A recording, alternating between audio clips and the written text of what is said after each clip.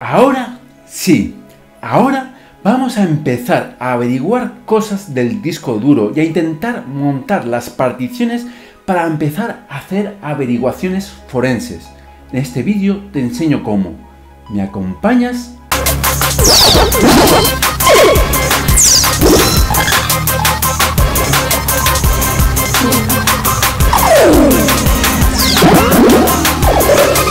Bienvenidos al curso MOOC de Informática Forense de la Universidad de Alicante. Me llamo José Manuel Gómez y hoy vamos a aprender a descubrir particiones, incluso las que están escondidas, y a montarlas para empezar a trabajar con ellas y descubrir delitos. Recuerda que estamos trabajando con discos duros virtuales, pero que en la vida real nosotros tendremos nuestras herramientas forenses, ya sean las propias de Kali Linux u otras. Y lo que tendremos que hacer es montar los discos duros de los sospechosos en carcasas externas USB, como explico en este vídeo. Si en tu vida profesional utilizas Kali Linux u otro Linux para hacer este trabajo, podrás utilizar las herramientas que explico aquí, pero en vez de en discos duros virtuales, en discos duros montados en estas carcasas, pero será lo mismo. Os recuerdo que en vez de utilizar la versión live de Kali Linux, como explico en el vídeo, podéis utilizar vuestra instalación de Kali Linux, que, si habéis seguido el curso, hicisteis en la unidad 3, pero todo lo demás será igual. Y hoy vamos a ver cómo acceder a las particiones de los discos duros. Vamos a simular que conectamos los discos duros a una máquina y con el CD de Kali Linux podemos, sin arrancar la información de esos discos duros, sin ejecutar ningún programa de esos discos duros, como podemos, utilizando el CD, el live CD de Kali Linux, acceder a la información que tenemos guardada ahí, ver qué discos duros tenemos y comprobar pues ciertas cosas. Así que volvemos otra vez a nuestra máquina virtual de Kali Linux y lo que primero que vamos a hacer es configurarla para que podamos arrancar con el CD de nuevo, puesto que nos lo ha dejado vacío. Lo podemos borrar, podemos crear un CD nuevo añadiendo. Seleccionamos el disco y seleccionamos, por supuesto, el Kali Linux que siempre tenemos a disposición, que nos hemos descargado. Con este Kali Linux, pues arrancaremos la máquina. En vez de con el disco duro original, lo haremos con el de CD.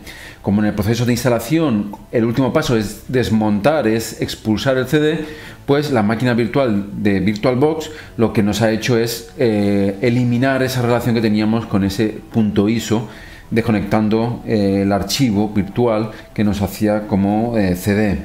Entonces, ahora mismo la ventaja lo tenemos que volver a añadir. Una vez añadido, para que no nos dé problemas, vamos a borrar el resto de unidades para que arranque con esa unidad, que sea la primera con la que queremos arrancar. Ahora está arrancando con el CD en vez de con el disco duro, y vamos a arrancar el live CD, la versión live de Kali, que sin instalar nada podemos trabajar con Linux. Y una vez arrancado Kali Linux, pues lo que primero que vamos a hacer es ir a el terminal. Esta aplicación nos va a permitir ejecutar los comandos de Linux necesarios para encontrar qué discos duros tenemos y cuántas particiones tiene cada disco duro. Para hacerlo, nosotros vamos a utilizar el comando fdisk. Con el fdisk, si ponemos -L, pues nos aparece el listado de dispositivos que tenemos en nuestro ordenador. Aquí vemos que tenemos un dispositivo inicial que es DevSDA con 20 GB. Después tenemos que a su vez tiene 3 particiones, las 3 de tipo 83, que es de Linux, y otra que es de intercambio, Swap Linux. Después vemos que tenemos otro disco duro que es /dev/sdb, que es de 10 GB, Y aquí pues vemos todas las particiones que tenemos, que serían las 3 iniciales que había puesto yo de Windows, más una extendida. La extendida tendría estas 3 lógicas de aquí, que son 3 de Linux también. Entonces yo lo que quiero es ver el contenido sin modificarlo, pues de estos discos duros. Para ello, lo que va en Linux, en Windows, cuando yo conecto un disco duro, automáticamente este disco duro me aparece como una unidad nueva, siempre y cuando tenga pues un sistema de archivos que sea reconocido por Windows, como es el NTFS o el FAT32 o el VFAT o el FAT16. En Linux no funciona así. En Linux no funciona por unidades, no tiene unidades, todos son archivos y directorios. Por lo tanto, si queremos utilizar un disco duro, lo primero que tenemos que hacer es montarlo en un disco duro, montarlo en un directorio. Así que voy a crear un directorio mkdir y voy a llamarle, por ejemplo, como es un sistema Linux, pues le voy a llamar Linux 1. Si yo miro lo que tengo en este directorio, veré que está vacío porque acabo de crearlo. No hay nada, totalmente vacío.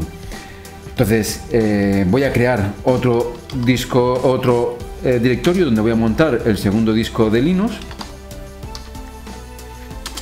Y de paso voy a hacer lo mismo con los discos duros de la segunda unidad. Hago mkdir, lo voy a llamar win 1, win 2, win 3. Con esto tenemos, si miramos lo que tenemos actualmente, pues tenemos las carpetas que voy a montar, Linux 1, Linux 2, Win 1, Win 2 y Win 3. Podría hacer lo mismo que con estas de aquí, pero como sería repetirse un poco y sé que en esas particiones no hay nada, pues voy a dejarlo en un principio sin montar, pero el proceso sería muy similar. Voy a montar primero esta unidad, la dev sda1. Para eso hay que utilizar el comando mount. ¿De qué tipo? Pues podemos decir -t es para especificar el tipo que tenemos, que queremos montar. Este tipo, yo sé que es 4, podríamos averiguarlo si quisiéramos saberlo, pero Linux nos lo facilita si nosotros ponemos auto. Él intenta reconocer de forma automática de qué tipo es. Y después le decimos qué unidad es la que queremos montar, y en este caso sería la dev barra sda1. ¿Y dónde la queremos montar? En Linux 1, que es el directorio vacío que yo había construido, que yo había puesto, que yo había creado anteriormente con este objetivo. Una vez hecho esto, cuando yo liste lo que tiene ahora ese directorio, antes estaba vacío, pero después de montar vemos que tiene cosas. Si yo hago lo mismo con el segundo disco, en la segunda partición del primer disco, pues veremos que también tiene cosas. Si entramos, por ejemplo, en este directorio, en la carpeta de root, veremos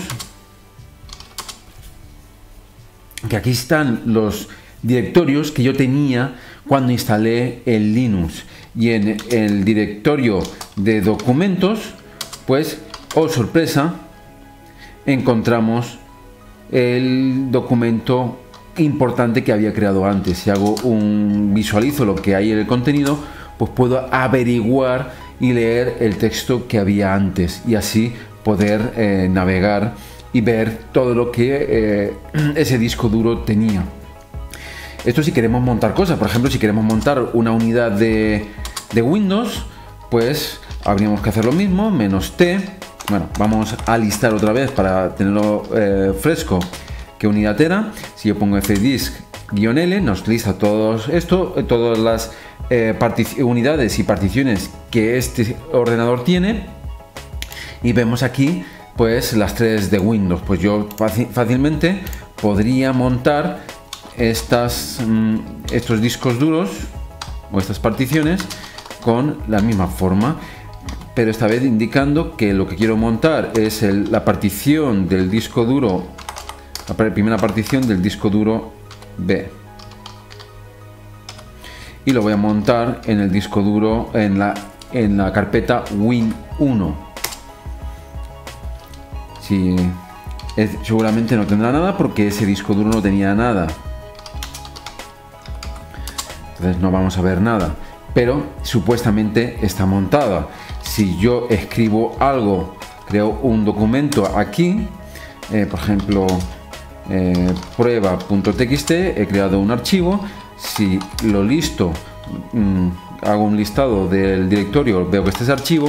Sin embargo, si desmonto esa unidad, que es con el comando mount, pues ese archivo ha desaparecido porque ese directorio ya no está asociado a ninguna unidad, a ninguna partición del disco duro. Si yo lo vuelvo a montar,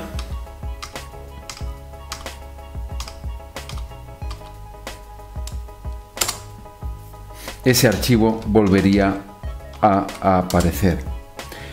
Claro, esto es por si tenemos discos duros en casa y queremos montarlos en un sistema Linux, pues podríamos hacerlo así, de esta forma, sin ningún tipo de problema.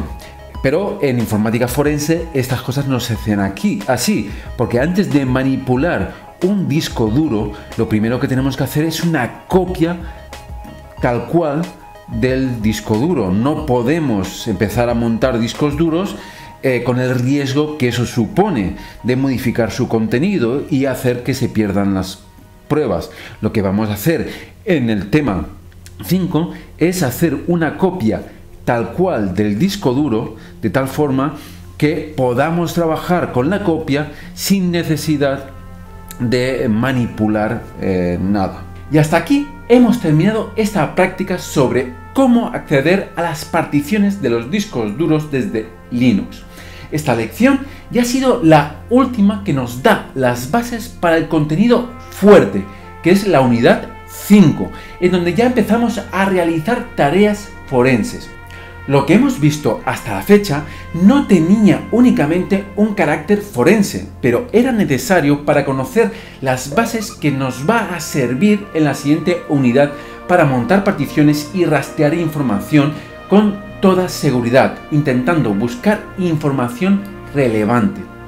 Espero que te haya parecido interesante la lección. Si es así, dale al like, comparte, y si quieres estar al tanto de las novedades, pues suscríbete y activa la campanita, y así no te perderás ninguno de los futuros vídeos del canal. Nos vemos en la siguiente unidad de informática forense que, si todo sale bien, saldrá la semana que viene, o por lo menos empezará a salir la semana que viene.